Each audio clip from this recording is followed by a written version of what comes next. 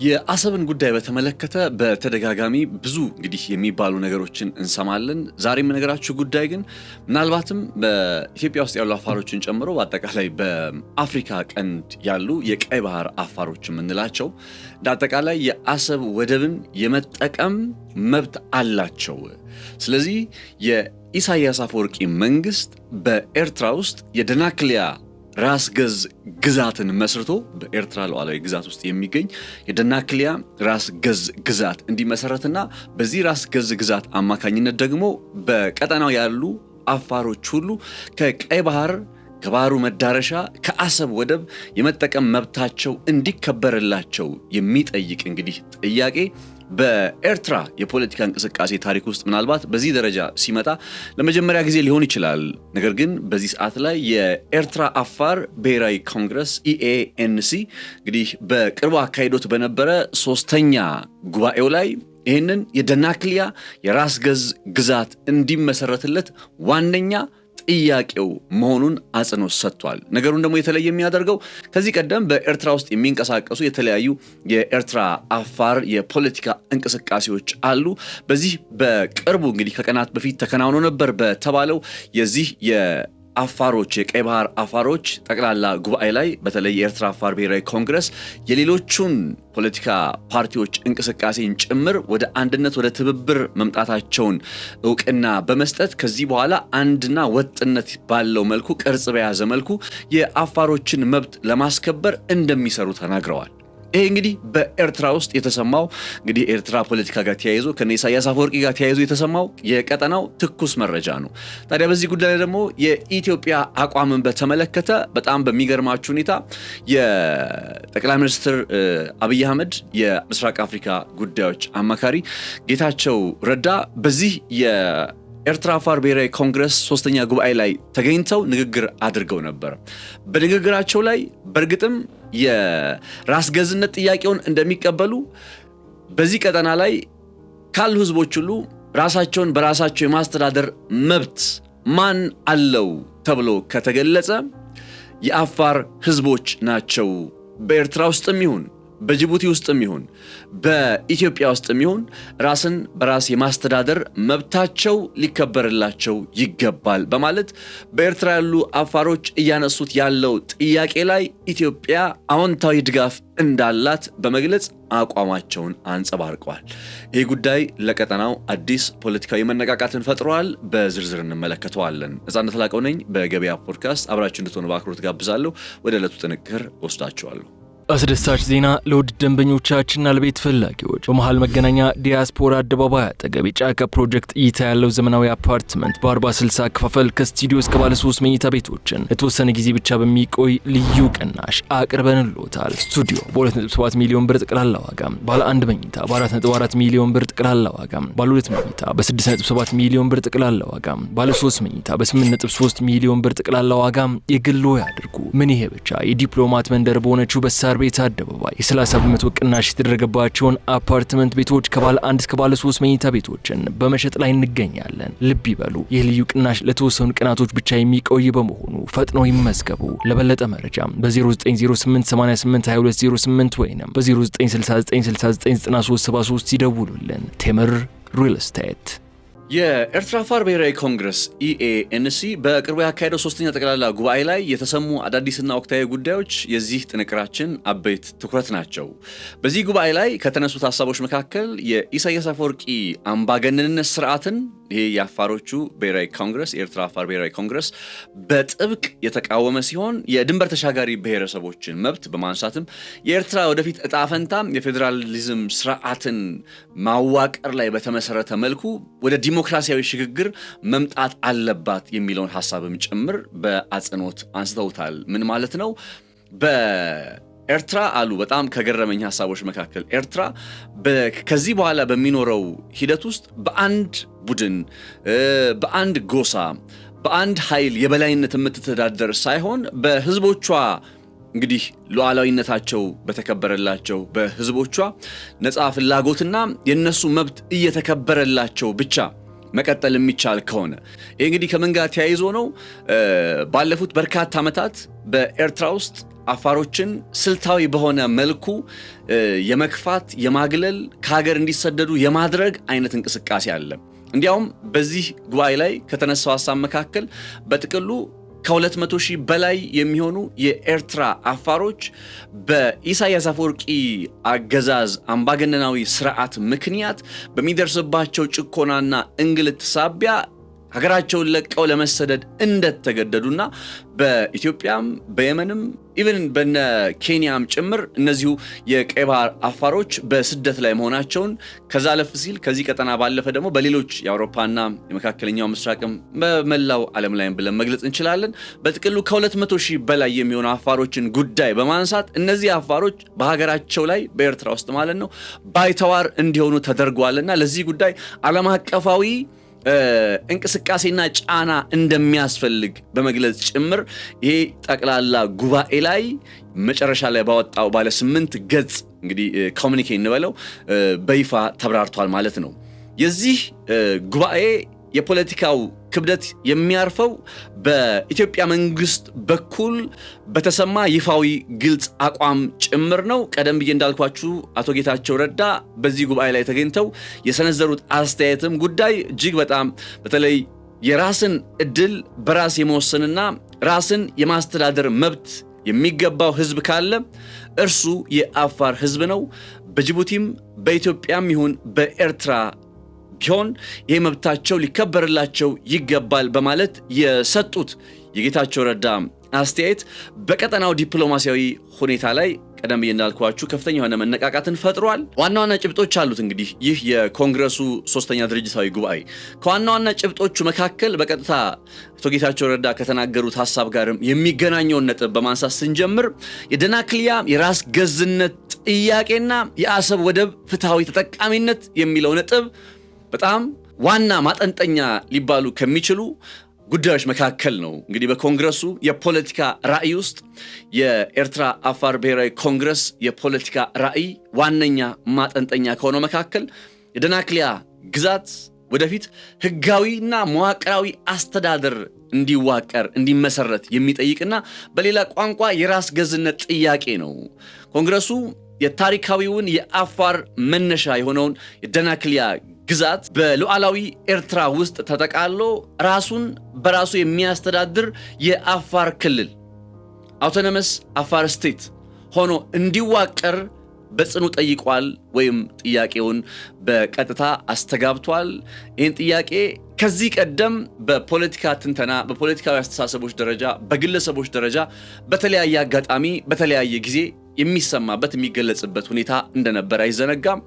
ነገር ግን አሁን አዲስ የሚያደርገው ጉዳይ ከዚህ ቀደም ከነበሩ የውይይትና እንግዲህ ጉባኤውም ሲያከናውናቸው ከነበሩ መግለጫዎች ለምሳሌ አሁኑ 3ኛ አይደለ ከዚህ ቀደም 2 ሲከናወን እንደዚህ አይነት አውቶኖመስ የሆነ ሉዓላዊ የሆነ የአፋር ግዛት የአፋር ክልል በኤርትራ ውስጥ ይመስረት የሚለውን ጥያቄ አንስተው ታያቁም ነበር። አሁን ነው እና እንዲያውም እንደ ኤርትራን ፎከስ በመሰሉ የዜና ምንጮች ላይ ይሄኛውን ጉዳይ መነሻ በማድረግ ጥልቅ ትንታኔ ሰጥተውበታል። ይሄ ጉዳይ ምንም እንኳን የአፋር ኤርትራዎች ወይም ኤርትራ ውስጥ የሚገኙ አፋሮች ራሳቸውን በራሳቸው የማስተዳደር መብት እንዳላቸው ቢታወቅም ነገር ግን ከዚህ ጋር ተያይዞ ሊመጣ የሚችለው ጥያቄና ችግር ምንድነው በማለት አንዱ የሚያነሱትና የሚያቀርቡት የሚከራከሩበት ጉዳይ ምንድነው? በኤርትራ ወገን ያሉ ሰዎች ቀጠናው ላይ እንደ ለኢሳያስ አፈወርቂ አስተዳደር በተለይ እንደ ቀዳዳ ይሆናል። እዚህ ቦታ ላይ ሉዓላዊ የሆነ የአፋር ክልል ምስረታ ጉዳይ ከዛም ደግሞ ይሄ የአፋር ክልል ምስረታው የደናክልያ ግዛት ጉዳይ የአሰብን ፍትሃዊ ተጠቃሚነት ማረጋገጥ የሚል ነው። ምክንያቱም የአሰብ ወደብ ያው በአፋሮች በሶስት የሀገራት በዚህ ቀጠና በሚገኙ ሀገራት ውስጥ አሉ። በኤርትራም በጅቡቲ እንዲሁም በኢትዮጵያ ውስጥ አሉ እና በእነዚህ በሶስቱ ሀገራት ውስጥ ያሉ አፋሮች በታሪክ ወይም በቀደመው ጊዜ በመሬት አቀማመጣቸውም ጭምር የደናክልያ ግዛት የሚባለውን ኤርትራ ውስጥ ያለውን አካባቢ ጨምሮ ኢትዮጵያ ውስጥ ያለ የአፋር ክልል አለ። ጅቡቲ ውስጥም እንዲሁ አፋሮች አሉ። እነሱ የአሰብ ወደብን የመጠቀም መብት አላቸው። አባቶቻቸው ሲጠቀሙበት የነበረ ግመሎቻቸውን ሲያጠጡበት የነበረ ወደብ ነው። አሁንም ደግሞ የነሱ ትውልዶች ይህንን ወደብ የመጠቀም መብት አላቸው። ልብ አድርጉ፣ ኤርትራ ውስጥ የሚገኙ አፋሮችን ጉዳይ ብቻ ሳይሆን እንደ አጠቃላይ ስለ ቀይ ባህር አፋሮች ነው እነዚህ የኮንግረሱ እንግዲህ 3ኛ ጉባኤ ላይ አጽንኦት ሰጥተው እየተመለከቱ የሚገኘው። ይህ ጥያቄ የመሬት መዋቅርን መለወጥ ብቻ ሳይሆን ህዝቡ ከአባቶቹ መሬት ከባህር ጠረፉና ስትራቴጂካዊ ጠቀሜታ ካላት ከአሰብ ወደብ በፍትሃዊ ተጠቃሚነት መብቱ በህገ መንግስታዊ ዋስትና እንዲረጋገጥለትና እንዲሰጠው ያቀረበው አይነት ጥያቄ በመሆኑ ሳቢያ ለኢሳያስ አፈወርቂ አስተዳደር ነገሩ ታላቅ ድንጋጤ ነው። ኢሳያስ አፈወርቂ ፌዴራሊዝም የሚባለውን ጉዳይ በተመለከተ ያላቸው አቋም ምን እንደሆነ ይታወቃል። ወይም የፌዴራሊዝም እንትን አይደሉም፣ ያን ያክል ደጋፊ አይደሉም። ኤርትራ ውስጥ ደግሞ የተለያዩ ብሔር ብሔረሰቦች አሉ። በነገራችሁ ላይ የፌዴራሊዝም ችግር አይደለም የኢትዮጵያ ችግር። ኢትዮጵያ ውስጥ ፌዴራሊዝም ስላለ አይደለም ችግር የተፈጠረው። ያው ፌዴራሊዝሙን የሚተገበርበት መንገድ ነው ከዚህ ከብሔር ነክ ጉዳዮች ጋር ተያይዞ ችግሮችን የሚያመጡት እንጂ ፌዴራሊዝም የሚባለው ነገር ኢትዮጵያ ውስጥ ብቻ አይደለም፣ በሌሎች ዓለም ክፍል ላይም አለ። እነ ስዊዘርላንድም ከዚህ የተለየ ታሪክ የላቸውም አይደል? የፌዴራሊዝም ችግር አይደለም። እና ለነ ኢሳያስ አፈወርቂ ግን ፌዴራሊዝም ኢትሰልፍ ፌዴራሊዝም የሚባለው ጉዳይ ችግር ነው፣ እንደ ፖለቲካዊ ችግር አድርገው ነው የሚመለከቱት። እና የብሔር ብሔረሰቦችን መብት በማክበር እኩልነታቸውን በማረጋገጥ ረገድ ተደጋጋሚ የሆነ ትችት፣ ጥያቄ ይነሳባቸዋል። ታዲያ እንግዲህ አሁን የኮንግረሱ ማለት የኤርትራ አፋሮች ብሔራዊ ኮንግረስ እያነሳ ያለው ጉዳይ የፌዴራሊዝም ስርዓትን እንዲመሰረት እንዲተገበርና በዛ ሂደት ውስጥ ደግሞ የኤርትራ አፋሮች ጉዳይ የኤርትራ አፋሮች ደናክሊያ በሚባል ራስ ገዝ በሆነ ግዛት ውስጥ አስተዳደር ውስጥ ራስን በራስ የማስተዳደር መብታቸው እንዲከበር፣ ይህ በሚሆንበት ሰዓት ላይ የአሰብ ወደብን የመጠቀም ፍትሃዊ በሆነ መንገድ ተጠቃሚ የመሆን መብታቸው በህገ መንግስቱ እንዲረጋገጥ ያቀረቡት አይነት ጥያቄ ነው። ዳትስ ዋይ ነገሩ ለአስመራ ከበድ ያለ ድንጋጤን ሆኗል ተብሎ ሊገለጽ የሚችለው። ይህን ጉዳይ በተመለከተ የኢትዮጵያ መንግስት አቋም ወይም የኢትዮጵያ መንግስት ከቀጠናው ፖለቲካዊ ሁኔታ አንጻር አንድምታውን እንዴት ይመለከታል በሚለው ላይ በጉባኤው እንግዲህ የፖለቲካውን ክብደት ያሳረፈው በኢትዮጵያ መንግስት በኩል በተሰማው ይፋዊ መግለጫ ነው። የጠቅላይ ሚኒስትሩ የምስራቅ አፍሪካ ጉዳዮች አማካሪ አቶ ጌታቸው ረዳ በጉባኤው ላይ ተገኝተው ባደረጉት ንግግር የአፋር ህዝብ ጥያቄ ሙሉ በሙሉ ሊደገፍ የሚገባው አይነት ጥያቄ እንደሆነ አንስተዋል። አማካሪው የራስን ዕድል በራስ የመወሰንና ራስን የማስተዳደር መብት የሚገባው ህዝብ ካለ እርሱ የአፋር ህዝብ ነው፣ በኢትዮጵያም በኤርትራም በጅቡቲም ቢሆን በማለት የሰጡት አስተያየታቸው ኢትዮጵያ የአፋር ህዝቦችን ለምሳሌ በኢትዮጵያ ውስጥ የሚገኙ አፋሮችን ራሱን የቻለ ራሳቸውን በራሳቸው የሚያስተዳድሩበት ክልል አላቸው አይደለም? የአፋር ክልል፣ በዛ ክልል ላይ የአፋር ህዝብ ራሱን በራሱ የማስተዳደር መብቱ ተከብሮለታል እንደ ተቀሩት የኢትዮጵያ ብሔር ብሔረሰቦች ሁሉ። ኤርትራ ውስጥ ያን አይነት ነባራዊ ሁኔታ አለመኖሩ አንደኛ በዚህ ቀጠና ላይ ከምንመለከታቸው ችግሮች ጋር ጭምር ስለሚገናኝ የዚህን ቀጠና ዘለቄታዊ ሰላም ማሰብ ተብሎ ሲገለጽ አንዱ የአፋር ህዝቦችን መብት በተለይ ከቀይ ባህር ተጠቃሚነታቸው ጋር ተያይዞ ያላቸው መብት እንዲከበርላቸው ማረጋገጥ በሚለው አንጻርም ጭምር ስለሚተነተንና ስለሚገለጽ ይህንን ጉዳይ የኢትዮጵያ መንግስት በይፋ እንደሚደግፈው በመግለጽ ራስን በራስ የማስተዳደር መብታቸው በኤርትራም ይሁን በጅቡቲ አሊያም በኢትዮጵያ ያው የኢትዮጵያ ተከብሮላቸዋል፣ ራስን በራስ የማስተዳደር መብት የሚገባው ህዝብ ካለ እሱ የአፋር ህዝብ ነው በማለት የተሰነዘረው አስተያየት እንዳልኳችሁ ለዚህ ቀጠና በተለይ በኢትዮጵያና በኤርትራ መካከል ከአሰብ ወደብ ጋር ተያይዞ ከሚነሱ ተጠቃሚነቶች አንጻር ጭምር ነገሩ ላይ ከበድ ያለ መነቃቃትን ያመጣ ጉዳይ ሆኗል። ይህ አቋም የአፋር ጥያቄን እንግዲህ ከአንድ ለምሳሌ የኤርትራ የሀገር ውስጥ ጉዳይ አድርገን የምንመለከተው ብቻ ሳይሆን አሁን ድንበር ተሻጋሪና ቀጠናዊ መፍትሄ የሚሻ ቢካዝ እየተወራ ያለው አሁን ስለ ኤርትራ አፋሮች ብቻ ሳይሆን ስለ ቀጠናው አፋሮችም ጭምር ስለሆነ ቀጠናዊ መፍትሄን የሚሻ አጀንዳ መሆኑን ያመላከተ ሲሆን የኢትዮጵያ መንግስትም ለፍትህና ለህዝብ መብት መከበር ያለውን አጋርነት ያሳያበት እርምጃም ተደርጎ በመቆጠር ላይ ይገኛል። የኢትዮጵያ መንግስትን አቋም እዚህ ጋር እናቆየው፣ ወደ በኋላ መለስበታለሁኝ።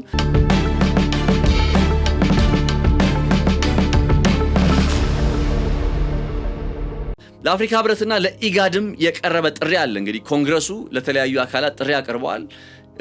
ለአፍሪካ ህብረትና ለኢጋድ ባቀረበው ጥሪ ላይ የአፋር ህዝብ እንግዲህ ኮንግረስ ድንበር ተሻጋሪና አርብቶ አደር ማህበረሰብ ከመሆኑ አንጻር የቀጠናው ተቋማት የኤርትራ መንግስት የተጠያቂነት መዋቅር እንዲፈትሹለት ጥያቄ አቅርበዋል። የአፍሪካ ህብረትና የምስራቅ አፍሪካ የልማት በየነ መንግስታት ባለስልጣን ኢጋድ በቀረበው እንግዲህ ጥሪ አማካኝነት በኤርትራ መንግስት የሚፈጸሙ የአፋር ህዝቦችን ያነጣጠሩ የመብት ረገጣዎች፣ በአድሎ ንብረት መንጠቅ ድርጊቶች በአስቸኳይ እንዲመረመሩ ጥያቄ ቀርበዋል። በተለይም ኢጋድ ይህንን የድንበር ተሻጋሪ ማህበረሰብ ጉዳይ በመጪው የሚኒስትሮች የሀገሪቱ መሪዎች ስብሰባ አጀንዳ አድርጎ እንዲይዘውና ከስተመሪ ለው ወይም ባህላዊ ህግጋትን ታሳቢ ባደረገ መልኩ መፍትሄ እንዲበጅለት ትብብር እንዲያደርግ ጥሪ ቀርቦለታል። በሌላ መልኩ ዓለም አቀፍ ዲፕሎማሲ እንዲሁም ስደተኞች ከዛም የተቃውሞ አንድነት የሚሉ ነጥቦችም እንዲሁ አሉ። ያው በኮንግረሱ ውስጥ ከዚህ ቀደም ማይስተዋሉ የነበሩ የፖለቲካ ልዩነቶች የአፋር ፖለቲካ ፓርቲዎች የተለያዩ አቋም የሚያንጸባርቁ ማለት ነው በአሁኑ ወደ አንድነት የመጡበት ጉዳይ መሆኑም ጭምር ሌላው በዚህ ኮንግረስ ላይ የተሰማ አዲስ ነገር ሆኗል። በዓለም አቀፍ መድረክ ላይ ሌላው በጣም ላነሳ የፈለኩት ጉዳይ ኮንግረሱ ያው ከሰሞኑ ኤርትራ በተባበሩት መንግስታት ድርጅት የኢኮኖሚና ማህበራዊ ምክር ቤት አባል ሆና መመረጧ ይታወቃል። ይህንን ኤርትራ በመንግስታቱ ድርጅት የኢኮኖሚና ማህበራዊ ምክር ቤት አባል ሆና መመረጧን ኮንግረሱ እንግዲህ በጥብቅ አውግዞታል። በጥብቅ እንግዲህ የኤርትራ አፋሮች ብሔራዊ ኮንግረስ ነው ይህንን የኤርትራን በዓለም አቀፉ በመንግስታቱ ድርጅት የኢኮኖሚና ማህበራዊ ምክር ቤት ውስጥ አባል ሆና መመረጧን የተቃወመው። ለምንድነው የተቃወመው ወይም ምክንያቱ ምንድነው ካላችሁ ይህ እርምጃ ሰብአዊ መብትን በስልታዊ መንገድ ለሚረግጥ ስርዓት የተሰጠ ሽልማት እንዲሁም ዲፕሎማሲያዊ ስህተት በማለት ገልጾታል። በኮቴሽን ውስጥ ማለት ነው። ሰብአዊ መብትን በስልታዊ መንገድ ለሚረግጥ ስርዓት የተሰጠ ሽልማት። በሌላ ቋንቋ የኢሳያስ አፈወርቂ አስተዳደር የአፋሮችን መብት ስልታዊ በሆነ መንገድ እየረገጠ ነው። ይህም ዲፕሎማሲያዊ ስህተት ነው። በመንግስታቱ ድርጅት ውስጥ የኢኮኖሚና ማህበራዊ ምክር ቤት አባል ሆና ኤርትራ መመረጧንም እንደ ዲፕሎማሲያዊ ስህተት አድርጎ አቀርቦታል። ኤርትራ ሰላማዊ በሆነ መንገድ እንድትቀጥል ኤርትራ ደህንነቷ የተረጋገጠ እንዲሆን ካስፈለገ ደግሞ ነገሩ ማጠንጠን ያለበት ኢሳያስ አፈወርቂን ዲሞክራሲያዊ ወደሆነ ሽግግር ውስጥ እንዲመጡ ማድረግ የግድ ያስፈልጋል በሚልም አቋሞች ተነስተዋል። በሌላ ቋንቋ ይሄ ለኢሳያስ አፈወርቂ መንግስት የተሰጠ ድጋፍ ሳይሆን ዲሞክራሲያዊ ሽግግር በኤርትራ ውስጥ እንዲመጣ፣ ለዛ ዲሞክራሲያዊ ሽግግር ደግሞ ሁሉም ኤርትራ ውስጥ ያለ የጸረ ኢሳያስ አፈወርቂ እንቅስቃሴ ውስጥ ያለ አካል ሁሉ በኤርትራ ውስጥ የሚሆን ከኤርትራ ውጪ ይህንን የዲሞክራሲያዊ ሽግግርነት ጥያቄን እያቀረበ ያለውን አካል እንቅስቃሴ እንዲቀላቀሉ ጥሪ ቀርበዋል። የኤርትራ አፋር ብሔራዊ ኮንግረስ የወደፊቷ ኤርትራ በአንድ ወገን የበላይነት ወይም በጎሳ ትምክተኝነት ላይ እንዳትገነባ በማስገንዘብ ያልተማከለ የፌዴራሊዝም ስርዓት የሀገሪቱን አንድነት እየጠበቀ የብሔረሰቦችን ባህላዊ፣ ቋንቋዊ፣ ኢኮኖሚያዊና ፖለቲካዊ መብቶች ለማስከበር ብቸኛው አስተማማኝ መንገድ መሆኑን አጽንኦት ሰጥቷል። የኤርትራ አፋሮች ብሔራዊ ኮንግረስ ማለት ነው። አሁን ይህ አካል ጠቅላላ ብሎ ሲገለጽ በዚህ ጉባኤ ላይ የደናክሊያ ራስ ገዝ ግዛት በኤርትራ ውስጥ እንዲመሰረት ጥያቄ እያቀረበ የሚገኘው ለምን? ብሔረሰባችን መብቱ እየተከበረለት አይደለም።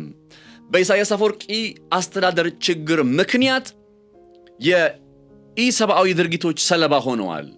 ስለዚህ መብታቸውን ለማስከበር የደናክሊያ ራስ ገዝ ግዛት ይመስረት።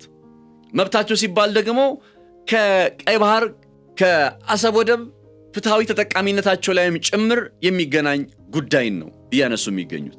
እንደምታውቁት የኤርትራና የኢትዮጵያ የድንበር ማካለል ስራ እንግዲህ ያው የስምምነት ፊርማዎች እየተከናወኑ ሲቀጥል ከዛም በተለይ በ1900 በ1906 እና በ1908 ዓመተ ምህረቱን ቼክ አድርጉት ብቻ በእነዚህ በሶስቱ ጊዜያት በ1900ዎቹ ብለን እንግለጸው የተፈረሙት ሶስት ስምምነቶች የኤርትራንና የኢትዮጵያን ከዛ በታች በኩል በምስራቅ በኩል ከጅቡቲ ጋር ከላይ ደግሞ በሰሜን ምዕራብ ምናምን አቅጣጫ በኩል ከሱዳን ጋር በሚዋሰኑበት ማለት ነው ያሉ ድንበሮች እንዳጠቃላይ ሲወሰኑ የቅኝ ግዛት ስምምነት የምንላቸውና እነዚህ ስምምነቶች እንዳትረሱ ውድቅ የተደረጉ ስምምነቶች ናቸው። ያው እንደ ታሪክ መነሻ የሚያገለግል ስለሆነ ነው እያነሳውላችሁ ያለሁት።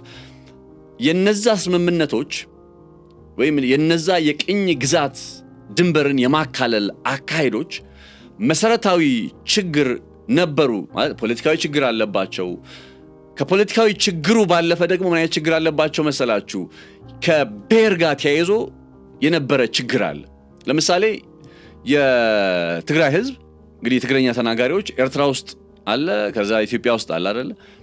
ኩናማዎች ለምሳሌ በዚህ ደረጃ ሰለባ የሆኑ ናቸው። የኢሮብ ብሔረሰቦች ጉዳይ እንግዲህ ከብሔር አንጻር ያንን የውድቅ የተደረገውን የድንበር ማካለል ጉዳይ ስንፈትሸው ነው እንግዲህ እነዚህ ነጥቦችን የምናገኘው። የኩናማዎች፣ የኢሮብ ጉዳይ፣ የትግራይ ጉዳይ። ከዛ ባለፈ ግን ደግሞ በዋናነት በጅቡቲ በኢትዮጵያና በኤርትራ ውስጥ ያሉት የአፋር ህዝቦች ጉዳይ እንደ መሰረታዊ እንከን ወይም ክፍተት ተደርጎ ይቆጠራል። እንግዲህ የችግሩ ማጠንጠኛ የሚጀምረው በዛ ሰዓት ነው ለማለት ነው። የአፋር ህዝብ በሶስት ሀገር የመበተኑ ጉዳይ ጋር ተያይዞ አብሮ የሚመጣ ታሪክ ነው። ይህ በመሆኑ ሳቢያ እንግዲህ በሶስት ሀገር በመበታተናቸው ሳቢያ ኢትዮጵያ ውስጥ ካሉ የአፋር ህዝቦች በቀር በጅቡቲም ይሁን በኤርትራ ውስጥ ያሉ አፋሮች ራስን በራስ የማስተዳደር መብታቸው በአግባቡ አልተከበረም ብሎ ድምዳሜ መስጠት ይቻላል።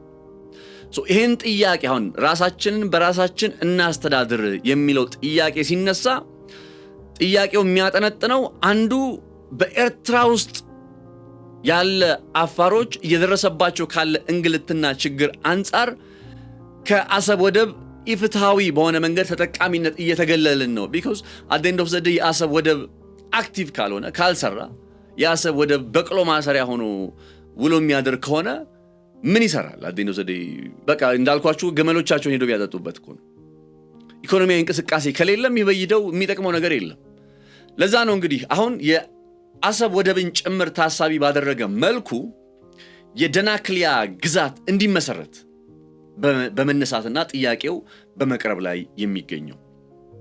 አሁን የኢትዮጵያ የባህር በር ፍላጎትና የጂኦፖለቲካ ስሌት አለ። የድንበር ተሻጋሪ ብሔረሰቦች ሉዓላዊነት ስጋት አለ። የቀይ ባህርና የባብ ኤልመንደብ ስትራቴጂካዊ የጸጥታ ጉዳይ። እነዚህ ሶስቱ ነጥቦች አሁን እየተባለ ከሚገኘው የደናክሊያ አዲስ ራስ ገዝ ግዛት በኤርትራ ውስጥ እንድትመሰረት እየቀረበ ካለው ጥያቄ ጋር ተያይዞ መነሳት ያለባቸው ነጥቦች ናቸው። እነሱን ተራ በተራ እየተመለከትናቸው እንቀጥላለን። አብራችሁን ነው።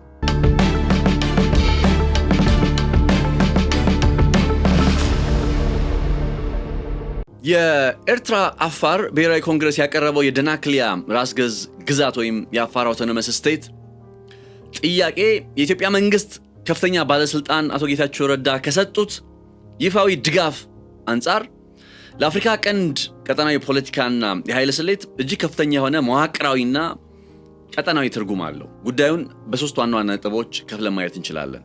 አንደኛው የኢትዮጵያ የባህር በር ፍላጎትና የጂኦፖለቲካ ስሌት ከሚለው ጉዳይ አንጻር ነው። የደናክሊያ የራስ ገዝነት ጥያቄ በቀጥታ ከአሰብ ወደብ ጋር የተያያዘ እንደሆነ ተመልክተናል። እንግዲህ ኮንግረሱ የአፋር ህዝብ በፍትሃዊ መንገድ ከአሰብ ወደብ መጠቀም ህገ መንግስታዊ መብት ሊኖረው ይገባል ነው። በህገ መንግስት በኤርትራ ህገ መንግስት ይረጋገጥ የሚል ጥያቄ ጭምር ነው የተነሳ ያለው። ይህ ጥያቄ መጠየቁ የኢትዮጵያ መንግስት ይህን ንቅናቄ ወይም ይህን ጥያቄ መደገፉ በኢትዮጵያና በኤርትራ መካከል ያለውን የባህር በር ዲፕሎማሲ ወደ አዲስ ደረጃና ምዕራፍ ሊያሸጋግረው ይችላል። አንደኛ ለአዲስ አበባ ከዚህ ቀደም በነበረው ይሄ በአስመራ ላይ ብቻ ከተንጠለጠለ ዲፕሎማሲያዊ ስራዎች ሂደቶች ይልቅ አዲስ አበባ በወደብ አቅራቢያ ከሚገኙ የአካባቢው ተወላጆች በሌላ ቋንቋ የአፋር ኃይሎች ብለን ልንገልጻቸው እንችላለን ከነሱ ጋር ስትራቴጂካዊ ጥምረትን በመፍጠር ረገድ ቁርጠኝነት ልታሳይ የምትችልበት አይነት ሁኔታ ሊመጣ ይችላል። እንዳልኳችሁ አቶ ጌታቸው ረዳ በዛ ቦታ ላይ ተገኝተው ድጋፍ ሰጥተዋል። ያ የኢትዮጵያው ጠቅላይ ሚኒስትር የምስራቅ አፍሪካ ጉዳዮች አማካሪ ናቸው። እኒህ ሰው በዛ ቦታ ላይ ተገኝተው ይፋዊ ድጋፍ ሲሰጡ እንደው ዊዛውት ካልኩሌሽን ነው ብሎ ማሰብ ይከብዳል። ካልኩሌሽኑ እንግዲህ ምናልባትም አሁን አስመራ ላይ ብቻ የተንጠለጠለው አሁን እና አስመራ ብዙ ጊዜ የሚመዙብን ካርድ አለ። አንድ የሆነ ነገር ኢትዮጵያ ለማድረግ ስትፈልግ ኢትዮጵያ የባህር በር ጥያቄን ጉዳይ ስታነሳ የመሳሰሉት ብድግ ብለው ካይሮ ሄዱና ከካይሮ ጋር የሆነ የትራንስፖርት ስምምነት ለምሳሌ ከወራት በፊት የተፈራረሙት የማሪታይም ስምምነት የባህር ዳርቻውን የማስተዳደር ባህር ዳርቻው ላይ የመንቀሳቀስ ስምምነትን አድርገዋል። ያው የባህር ዳርቻው የኛና የኛ ብቻ ነው ብለው ወስነዋል። እንደምታውቁት ግብጽና ኤርትራ አሁን ደግሞ ሶማሊያንም ጨምረዋል። እና ኤኒታይም ኢትዮጵያ የወደብ ጥያቄን ባነሳሽ ቁጥር ኢሳያስ አፈወርቂ ካይሮ ናቸው። አሁን ላይ እዚህ ጋር ግን ምን አይነት ነገሮች መፈጠር ይችላሉ? በተለይ ከኃይል አስተላለፍ አንጻር አስመራ በኢትዮጵያ ላይ ቀጠናዊ ጫናን ፖለቲካዊ ጫናን ለማሳረፍ በምትሞክረው ጥረት ላይ አሁን ኢትዮጵያም ይህንን ጠንካራ የሆነ የአፋር ኃይሎችን የፖለቲካ ጥያቄ እንደ ፖለቲካዊ ካርድ አድርጋ መምዘዝና መጠቀም ትችላለች። እንደ ሌቨሬጅ ሆኖ ሊያገለግል ይችላል። በዚህ ቀጠና ላይ ያሉ የአፋር ህዝቦች መብት ተከበረ ማለት በአንድም ይሁን በሌላ የኢትዮጵያ አፋሮች መብት ይከበራል። የኢትዮጵያ አፋሮች መብት ተከበረ ማለት የኢትዮጵያ መብት የሚከበርበት ሁኔታ ተያይዞ እንደሚመጣም ጭምር ይተነተናል። ስለዚህ ነገሩ ቀላል አይደለም። በተለይ ለኤርትራ እንደው እንደ ተራ ፖለቲካዊ መግለጫ አድርገው አይመለከቱትም ይባላል። ወደዛ ፖይንት ከማለፌ በፊት የኤርትራ ስሜትን ከመግለጼ በፊት ከድንበር ተሻጋሪ ብሔረሰቦችና ከነሱ ጥያቄ ጋር ተያይዞ የመጣው የሉዓላዊነት ሐሳብ አውቶኖመስ እንሁን የሚለው ጥያቄ ጋር ተያይዞ ያለው ስጋትን በተመለከተ እንዳልኳችሁ የአፋር ህዝቦች በሶስት ሀገራት አሉ፣ ኢትዮጵያ፣ ኤርትራና ጅቡቲ። ድንበር ተሻጋሪ ማህበረሰብ ናቸው። አቶ ጌታቸው ረዳ በጅቡቲም ይሁን በኢትዮጵያ ወይም በኤርትራ ያሉ አፋሮች ራስን በራስ የማስተዳደር መብታቸው ሊከበርላቸው ይገባል ብለው አስተያየታቸውን ሰጥተዋል።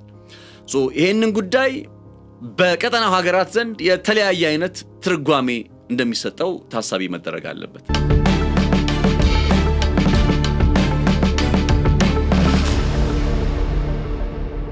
ለኤርትራ ለኢሳያስ አፈወርቂ ጌታቸው ረዳ አስተያየት እንደ ተራ የውስጥ ዲሞክራሲያዊ ጥያቄ ወይም የአፋር ህዝብ በቃ ራሱን በራሱ እንዲያስተዳድር አቶ ጌታቸው ረዳ ገለጹ ብሎ የሚያልፈው ዜና ሳይሆን የሀገሪቱን የግዛት አንድነት ለመናድና ቀይ ባህር አካባቢ ያለውን ይዞታ ለመቀራመት የሚደረግ የኢትዮጵያ የተዘዋዋሪ መንገድ ወይም ፕሮክሲ ስትራቴጂ አድርገው መመልከታቸው አይቀርም።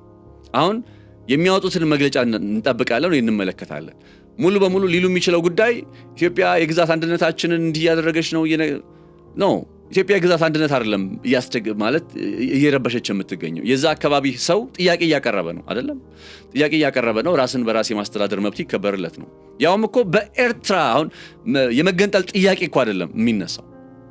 በኤርትራ ሉዓላዊ ግዛት ውስጥ ሆኖ በዛ ግዛት ውስጥ ራሱን በራሱ የሚያስተዳድር ደናክሊያ ራስ ገዝ ግዛት ይመስረት ነው እንጂ የተባለው ከኤርትራ ተገንጥሎ ራሱን ችሎ እንደ ሀገር ሆኖ የሚንቀሳቀስ ወይም እንደ ሶማሌላንድ አይነት ሁኔታ አይደለም የተፈጠረው። ገብቷችኋል? ራሳችንን በራሳችን እናስተዳድር፣ መብታችን ይከበርልን፣ አሰብን የመጠቀም መብታችን ህገ መንግስታዊ በሆነ መንገድ ይረጋገጠልን ነው ጥያቄው።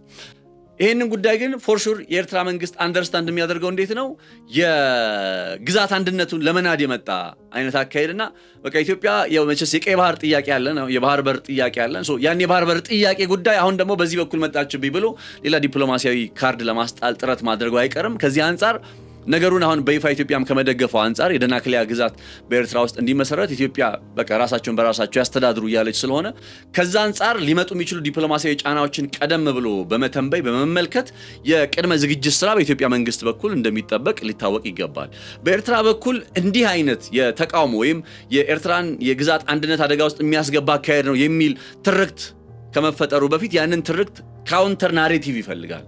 እሱን በማዘጋጀት ረገድ የሚመለከታቸው አካላት ሊሰሩበት ይገባል ብዬ አስባለሁኝ። ለጅቡቲስ ነገሩ እንዴት ይገለጽ ይችላል ካልን ጅቡቲም ያው በውስጧ ካለው የአፋርና የኢሳ ያው ሶማሌዎች አሉ፣ አፋሮችና ሶማሌዎች ናቸው። ታዲያ በመካከላቸው ደግሞ በጣም ውጥረት አለ። በጣም ስስ ነች። በቃ በአፋሮቹና በኢሳ የሶማሌ ጎሳዎች መካከል ያለችዋ የሆነች ላይን በቀላሉ ለመሰበር በቀላሉ ወደ ሆነ ተባባሰ ውጥረት ውስጥ ለመግባት በጣም ስስ ነችና ይህን አይነት የፖለቲካ እና የጎሳ ስብጥር አንጻር በድንበር ተሻጋሪ ደረጃ የሚነሱ የራስ ገዝ ወይም ፓን አፋር ንቅናቄዎችን የውስጥ መረጋጋቷን ሊነኩ የሚችሉ ጉዳዮች አድርጋ ልትመለከት ስለምትችል ነገሩን በጥንቃቄና በስጋት እንደምትከታተል ይጠበቃል። ምንድነው ቀላል አይደለም። ለኢትዮጵያም እኮ ነገሩ ቀላል አይደለም አት ዘ ኤንድ ኦፍ ዘ ዴይ። ነገር ግን እነዚህ አካባቢ ላይ ያለውን አንደኛ ፍትሃዊ መብታቸው እንዲከበር፣ ሁለተኛ ነገር ደግሞ እያነሱ ያሉት እነዚህ ሰዎች ጥያቄውን እያቀረቡ ያሉት ከምን አንጻር ነው? ከኤርትራ ውስጥ ሊመሰረት ከሚገባ የአፋር ራስ ገዝ ግዛት አንጻር ነው።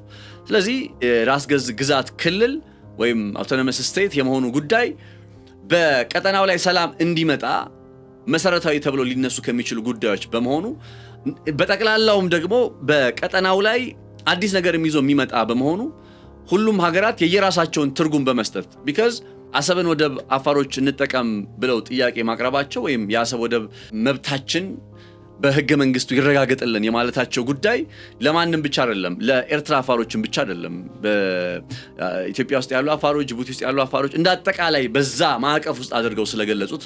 ነገር ግን የፖለቲካ ኃይሎች ሁልጊዜ በግዛታቸው ውስጥ ወይም በሀገራቸው ውስጥ የብሔር ብሔረሰቦቹ መብት ካልተከበረና የነሱ መብት በማስከበር ረገድ ችግር ካለ እንደዚህ አይነት የሚነሱ የራስ ገዝ ጥያቄዎችን ሁሌ በምን ይመለከታሉ?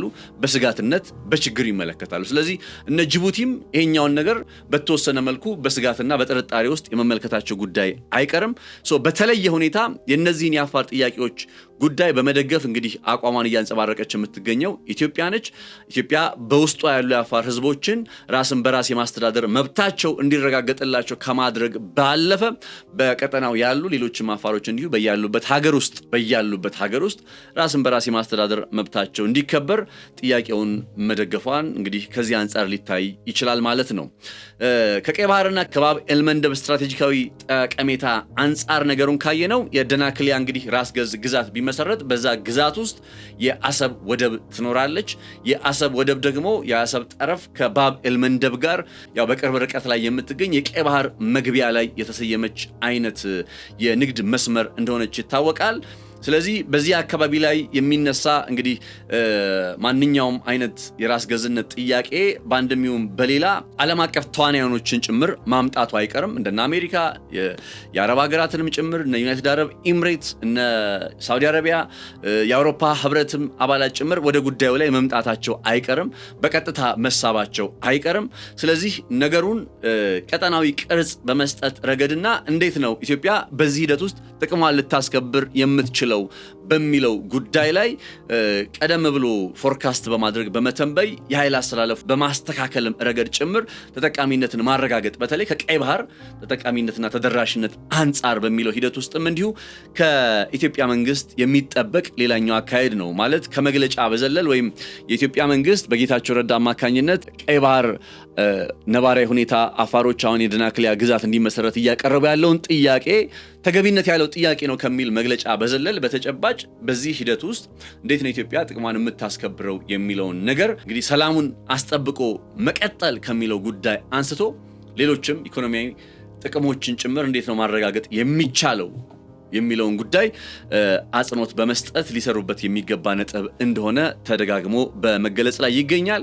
ባጭሩ ነገሩን ከተመለከትነው ይህ የራስ ገዝነት ጥያቄ ለአፍሪካ ቀንድ ማለትም የኤርትራ ውስጥ የፖለቲካ ቀውስን ወደ ቀጣይ የኃይል ፉክክር መሸጋገሩን የሚያሳይ ነው። በቃ በግልጽ ነገሩን የሚያስረዳን ነገር አሁን ኤርትራ ውስጥ ያለው የኢሳያስ አፈወርቂ አገዛዝ ወይም የፖለቲካ ቀውሱ ወደ ቀጠናዊ የኃይል ፉክክር እየተሸጋገረ የመጣበትና ከቀጠናው ካለው የኃይል ፉክክር አንጻር ደግሞ በኤርትራ ያሉ ኃይሎች መብታቸውን ለማስከበር ይህንን ኢቮልቭ እያደረገ ያለውን የጂኦፖለቲካ ነባራዊ ሁኔታ መጠቀም መጀመራቸውን በግልጽ የሚያሳይና የሚያመላክት ነው። ጥያቄው በአንድ በኩል ለኤርትራ ብሔረሰቦች መብትን መከበር ገብቷቸዋል አዎንታዊ ግፊት እንዲኖር የሚያስገድድ ጉዳይ ነው። ምክንያቱም እየተጠየቀ ያለው የሰብአዊ መብት ጥያቄ ነው። እየተጠየቀ ያለው የፍትሃዊነት ጥያቄ ነው። እየተጠየቀ ያለው የኢኮኖሚ ተጠቃሚነት ጥያቄ ነው። ራሳችንን በራሳችን እናስተዳደር ሲሉ ስለመገንጠል አይደለም፣ ስለ ትጥቅ ትግል አይደለም፣ ወይም ስለሌላ አይደለም። መብታችን ይከበር የሚል ጥያቄ ነው። ስለዚህ ይሄ ጥያቄ ኢንተርናሽናል ዓለም አቀፋዊ ጥያቄ ነው። ማንም ሊቃወም አይችልም ከኤርትራና ከጅቡቲ በቀር። ስለዚህ የኤርትራውያን ብሔረሰቦች መብት መከበርን እንደ አዎንታዊ ግፊት ሊወሰድ የሚችል ነው። በሌላ በኩል ደግሞ በዚህ በኢትዮጵያና በኤርትራ መካከል ካለው ውጥረት አንጻር ኢትዮጵያ በምስራቅ አፍሪካ አማካሪው አማካኝነት የጠቅላይ ሚኒስትሩ የምስራቅ አፍሪካ ጉዳዮች አማካሪ ጌታቸው ረዳ አማካኝነት ለነገሩ ያላትን ድጋፍ በይፋ ገልጻለች። ስለዚህ በኢትዮጵያና በኤርትራ መካከል ካለው የድንበርና የባህር በር ፍጥጫ አንጻር ነገሩ ይበልጥ ሊወሳሰብና ፍራጃይል የመሆን አይነት ነባራዊ ሁኔታ ውስጥ እንዳይገባ ስጋቶች ይነሳሉ። ካልኩሌትድ በሆነ መንገድ ደምሮ ቀንሶ እንዴት ነው በዚህ ሂደት ውስጥ ተጠቃሚነትን ማረጋግጠው የሚለውን ጉዳይ የማየት የመተንተንና ወደ ውጤት የመራመድ ጉዳይ የኢትዮጵያ መንግስት ነው። ስለዚህ ኤርትራ ጋር ከወደብ ጉዳይ ጋር ተያይዞ ከድንበር ጉዳይ ጋር ተያይዞ የሚነሱ ችግሮች እንዳሉ ይታወቃል። በነዛ ጉዳዮች ላይ አሁን የደናክሊያ ራስ ገዝ ግዛት በኤርትራ ውስጥ እንዲመሰረት የኤርትራ አፋሮች ጥያቄ ማንሳት ጀምረዋል። ይህን ጥያቄ ኢትዮጵያ ደግፋለች። ለዚህ ጉዳይ ኢሳያስ አፈወርቂ ያው ከፍተኛ ተቃውሞ ማሰማቱ አይቀርምም፣ እያሰማም ይገኛል። ስለዚህ ይሄ በነበረው የኢትዮጵያና ኤርትራ ውጥረት ላይ ሌላ አዲስ ተጨማሪ ነገር እንደታከለበት ልብ ይለዋል ማለት ነው።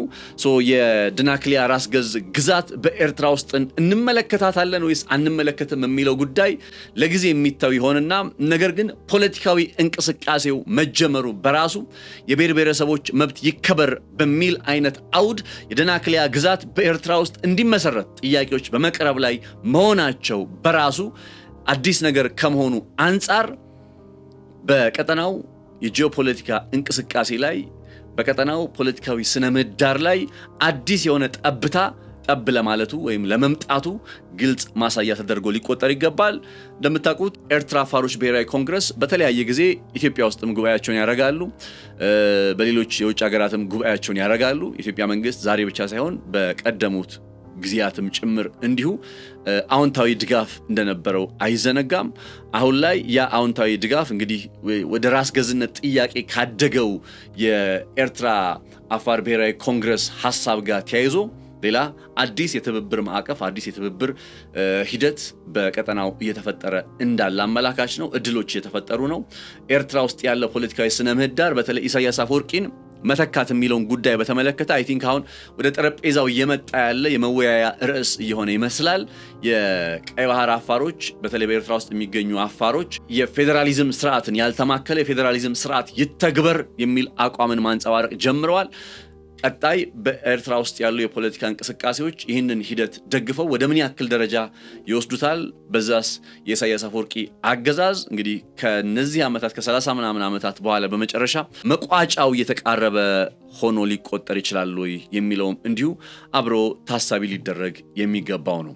ነፃነት ላቀው ነበርኩኝ በገበያ ፖድካስት። ክብራትና ክብራን አብራችሁ ስለነበራችሁ ከልብ አመሰግናለሁ። መልካም ጊዜ፣ መልካም ቆይታ ይሆንላችሁ። አስደሳች ዜና ለውድ ደንበኞቻችንና ለቤት ፈላጊዎች በመሃል መገናኛ ዲያስፖራ አደባባይ አጠገብ የጫካ ፕሮጀክት እይታ ያለው ዘመናዊ አፓርትመንት በ40/60 ክፍል ከስቱዲዮ እስከ ባለ 3 መኝታ ቤቶችን ለተወሰነ ጊዜ ብቻ በሚቆይ ልዩ ቅናሽ አቅርበንልዎታል። ስቱዲዮ በ2.7 ሚሊዮን ብር ጠቅላላ ዋጋ፣ ባለ 1 መኝታ በ4.4 ሚሊዮን ብር ጠቅላላ ዋጋ፣ ባለ 2 መኝታ በ6.7 ሚሊዮን ብር ጠቅላላ ዋጋ፣ ባለ 3 መኝታ በ8.3 ሚሊዮን ብር ጠቅላላ ዋጋ የግሎ ያድርጉ። ምን ይሄ ብቻ! የዲፕሎማት መንደር በሆነችው በሳር ቤት አደባባይ የ30% ቅናሽ የተደረገባቸውን አፓርትመንት ቤቶች ከባለ 1 እስከ ባለ 3 መኝታ ቤቶችን በመሸጥ ላይ እንገኛለን። ልብ ይበሉ፣ ይህ ልዩ ቅናሽ ለተወሰኑ ቀናቶች ብቻ የሚቆይ በመሆኑ ፈጥነው ይመዝገቡ። ለበለጠ መረጃ በ0908882208 ወይም በ0969699373 ይደውሉልን። ቴምር ሪል ስቴት